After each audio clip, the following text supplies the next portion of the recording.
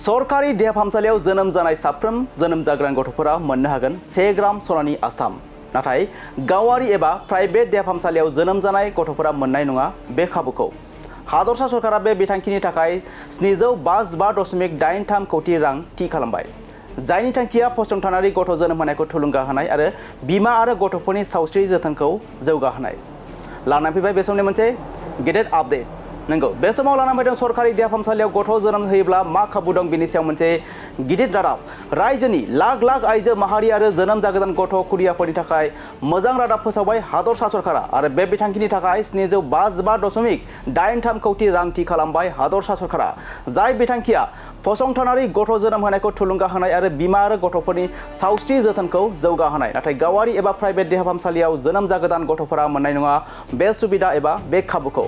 सरकारि देहा फाहामसालियाव जोनोम जानाय साफ्रोम जोनोम जागोदान गथ'फोरा मोननो हागोन 1 ग्राम सनानि आस्थाम। आरो बे मोजां रादाबानो जादों तामिलनाडु रायजोआव तामिलनाडुनि गिबि मन्त्रि विजय थालापथेनिबो मोनसे गिदिर आगान। तामिलनाडु सरकारा फोसावबाय हादरसानि गंफ्रोम सरकारि देहा फाहामसालियाव जोनोम जागोदान गथ'फोरनो बे अनथोबनि थाखाय मोजां रादाब। नंगौ, बे समाव लाना फैदों सरकारि देहा फाहामसालियाव गथ' जोनोम होयोब्ला मा खाबु दं बेनि सायाव मोनसे गिदिर रादाब।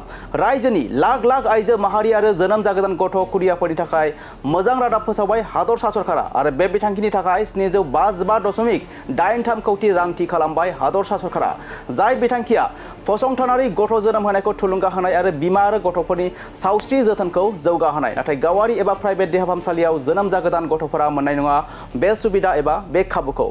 सरकारि देहा फाहामसालियाव जोनोम जानाय साफ्रोम जोनोम जागोदान गथ'फोरा मोननो हागोन 1 ग्राम सनानि आस्थाम। आरो बे मोजां रादाबानो जादों तामिलनाडु रायजोआव तामिलनाडुनि गिबि मन्त्रि विजय थालापथेनिबो मोनसे गिदिर आगान। तामिलनाडु सरकारा फोसावबाय हादरसानि गंफ्रोम सरकारि देहा फाहामसालियाव जोनोम जागोदान गथ'फोरनो बे अनथोबनि थाखाय मोजां रादाब आरो बे बिथांखिनि थाखाय 755.83 कौटि रां थि खालामबाय तामिलनाडु सरकारा। गावारि बा प्राइभेट देहा फाहामसालियाव जोनोम जागोदान गथ'फोरा मोननाय नङा बे सुबिदा एबा बे खाबुखौ। जायनि थांखिया फसंथानारि गथ' जोनोम होनायखौ थुलुंगा होनाय आरो बिमा आरो गथ'साफोरनि सावस्रि जोथोनखौ जौगाहोनाय। सरकारि देहा फाहामसालियाव जोनोम जानाय साफ्रोम जोनोम जागोदान गथ'फोरा मोननो हागोन 1 ग्राम सनानि आस्थाम। तामिलनाडु सरकारनि बे मोनसे गिदिर आगान।